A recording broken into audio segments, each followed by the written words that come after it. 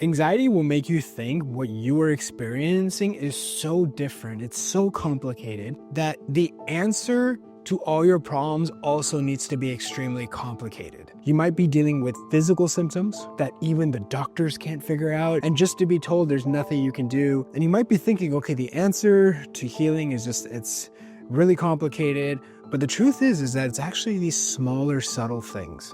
And what I want to talk about in this video is this very, very, very subtle mental trap that almost guaranteed you're going through, that you're doing without even realizing it. You need to adjust this if you're on the healing journey. This video is going to be so important because there's no circumventing this. You have to face this and you have to be aware of this force at play. So let's get it started. People get a little bit frustrated when we're guiding them.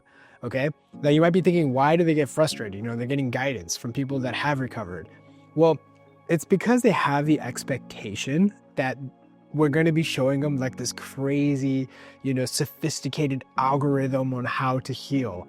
And, because, they've tried to heal for so long by themselves that when they realize that healing is actually these small, subtle things, it can get quite frustrating because they've been struggling for so long. They've probably spent so much money trying to get this fixed. They've been doing everything they can. They've been using all their mental willpower for the solution to be these small, subtle things. It kind of feels like it was a waste. Now, before I tell you what this is, what I tend to find is that people will tend to react two ways. Number one, they will listen to this small, subtle thing and they'll say, that's such a small thing. Like, that's not anything. And they disregard it, like what I mentioned to you earlier. Or second, they feel like, oh yeah, I'm aware of this. I know that this is there and, I'm working on it and it's not, I've already gotten it handled. And what I often find is, when I'm working with people, they don't have it handled. They still have some blind spots, okay? I often find that even when people are making progress on their healing journey, this thing starts surfacing up and they thought the problem was, their symptoms, their sensations, their feelings, but it's this thing. And this one thing, it's gonna sound silly, it's the intrusive thoughts. It is the catastrophizing of what's going on. Look, so much of what you're experiencing is real, right? The symptoms you're experiencing, the panic attacks, the digestive issues, the nausea, the brain fog, the panic attacks, the what if sensations, just the feeling of overwhelm, getting those anxiety attacks out of nowhere. That's the problem, right? I agree. But what's also the major problem behind all this is the meaning that you're attaching to this. The stories and narratives that you have about why this is happening and what's going on in the background, that's actually what's fueling this. People will look at, let's say, digestive issues. This is something that I dealt with. And because I was having digestive issues, how does that relate to anxiety? There must be something wrong with my gut, right? Because I'm experiencing digestive issues.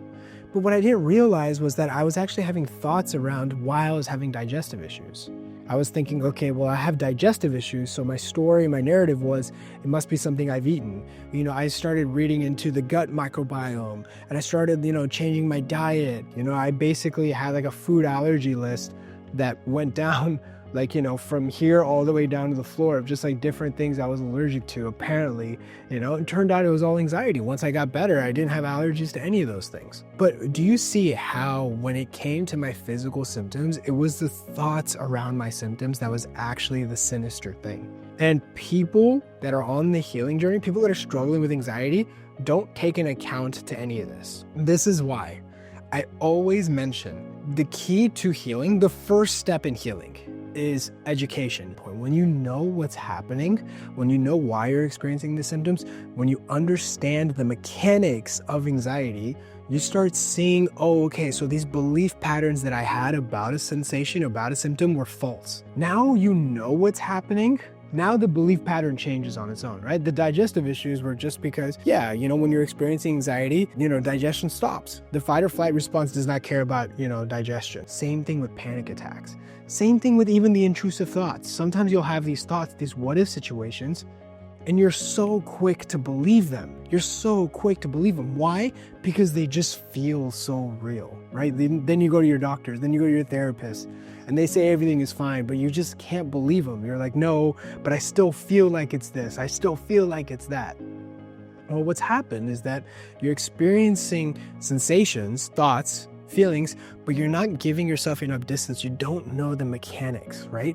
So what is the subtle shift? Recognize that when you're in this state, you're automatically going to be catastrophizing. Anxiety is going to be looking at all the bad case scenarios, grabbing the scariest one and magnifying it. And it wants to magnify it because it wants you to react.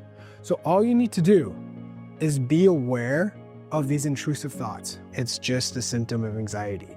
That's it. Doesn't this sound wild? Doesn't this sound like this is like the most smallest subtle thing? You're like, okay, Shaan, like, so I'm just gonna think like that and all of a sudden everything will get better?